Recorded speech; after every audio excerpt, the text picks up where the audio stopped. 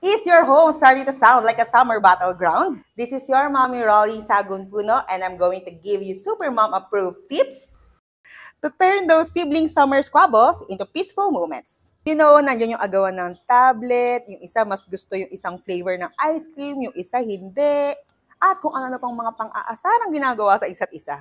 Nakakairita for us parents. But here's the good news. These everyday battles are golden opportunities for us moms and dads to teach our children lifelong skills. So, super moms, what are the go-to phrases that we can use to our kids? Number one, okay, pause muna tayo. Let's take a deep breath. Ayan. Ito yung phrase na pwede makapagpa-reset sa kanila. Phrase number 2, can you tell me what happened? This phrase encourages both sides, kuya, ate, or si bunso, to share their sides without interrupting.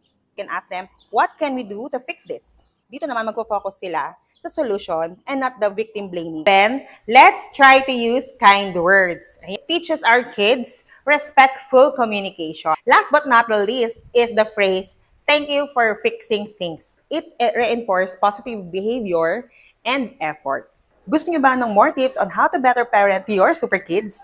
Join the only Facebook group community that celebrates super in every mom. I will share more exclusive content on SM Super Moms Club. Again, this is your Super Mom Rolly Sagunpuno, inviting you all to be part of the Super Moms Club today. See you there! Bye!